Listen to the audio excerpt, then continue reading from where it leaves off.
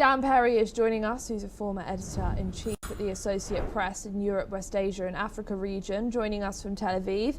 Dan, always a pleasure. Thank you so much for joining us. Now, the new Supreme Leader, Mujtaba Khamenei, has remained largely out of public view and reportedly operating from secure locations. What do his 6 new appointments across the armed forces in the IRGC tell us about how he is consolidating power and this new video that obviously emerged yesterday of him?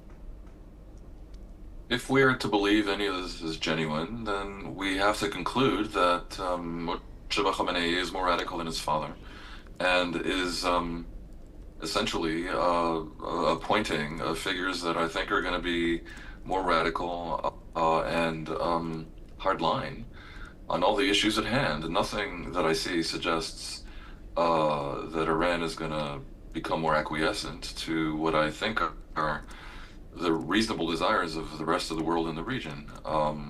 We're not even talking about the original goals of the war, however wise or unwise it was to launch the war, which included reforms in Iran, a promise never to massacre protesters by the tens of thousands again, and of course to stop funding terrorist proxy militias around the region and to stop nuclear weapons ambition, only slightly disguised.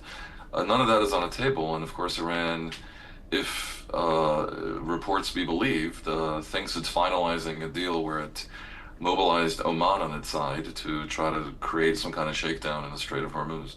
So if indeed the claims are real, and the meeting between Pezeshkian and Mujtaba actually happened and lasted 7 hours, and he's not only barely alive but actually completely functional, then we must conclude that he indeed is behind this quite abysmal reality that we see in geopolitics today.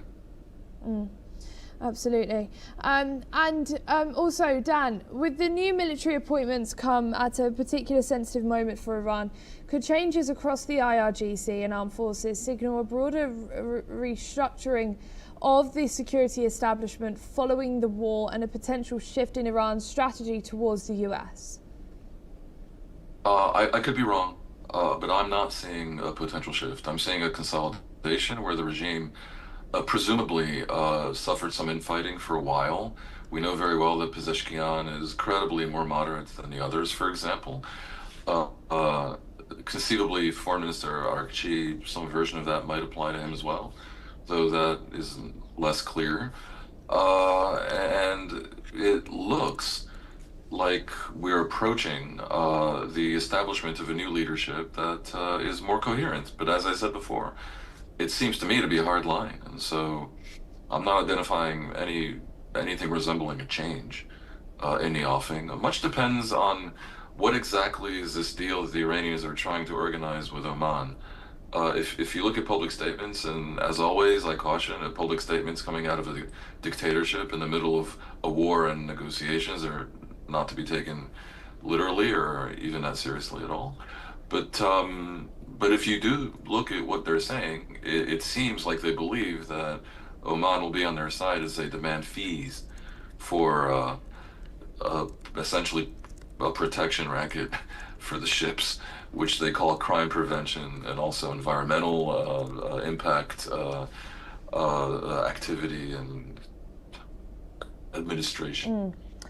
Dan, stay with us as I'll be back very shortly. Now we move as US President Donald Trump has signalled a shift in the United States' emphasis towards increasing mounting economic pressure on Iran, declaring that Washington is low-keying negotiations with the Islamic Republic. Trump has noted that the United States is only semi-negotiating with Tehran while closely monitoring the country's deteriorating economic conditions, massive inflation and depleted financial reserves exacerbated by the ongoing US naval blockade. He has asserted that Iran is in very bad shape financially and struggling to pay its troops, indicating a preference to let economic pressures build rather than immediately launching a new military offensive.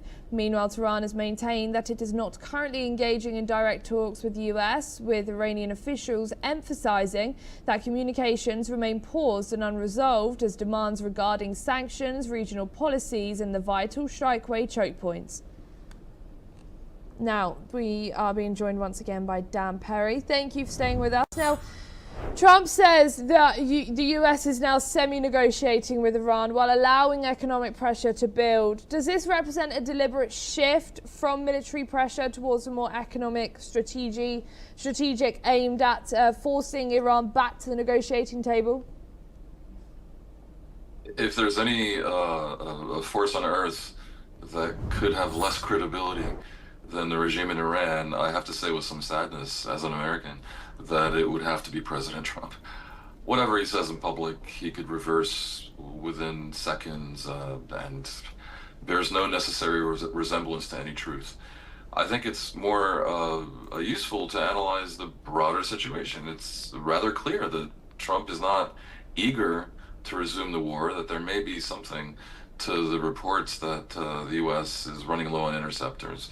In general, the interceptor economy is illogical for the West and anything like a prolonged war of attrition, because the interceptors cost many millions, and the weapons they're defending against, many of them are incredibly cheap to produce at scale. So there's a problem with the prolonged war. The U.S. seems to have no plan for a short and decisive war. They seem to have had no plan, incredibly, for the totally foreseeable blocking of the Strait of Hormuz. And so Trump looks to me to be essentially improvising. So when he says they're semi-negotiating and then the Iranians deny it, and they're both liars, so I don't know what to make of it. But logic points in the same direction to me that it always did. I find it unlikely that the U.S. will resume full kinetic warfare before the midterms, because the war is so unpopular and Trump has failed to sell it, and it would cause gas prices to spike once more. After that, other options emerge, but unless the U.S. wants to acquiesce to the Iranian shakedown plan in the Strait of Hormuz, which they could do, and then just focus on alternative pipeline routes. Ironically, some may go through Israel. Unless the U.S. wants to surrender in that way, the only alternative to that surrender would be a total blockade of Iran.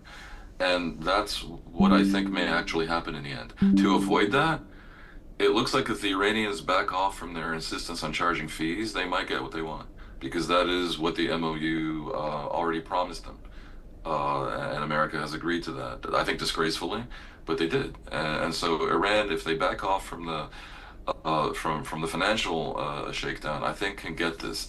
What the U.S. can offer, I don't know. I mean, it looks like the Iranians are not taking yes for an answer, and they insist on this last element. And my suspicion is, if that is carried out to the hilt, then they may have gone a bridge too far, and they're going to end up getting the blockade and complete economic choke plan that I am in fact recommending. Dan, thank you so much for joining us here today on NewsX World. It's a pleasure to speak with you.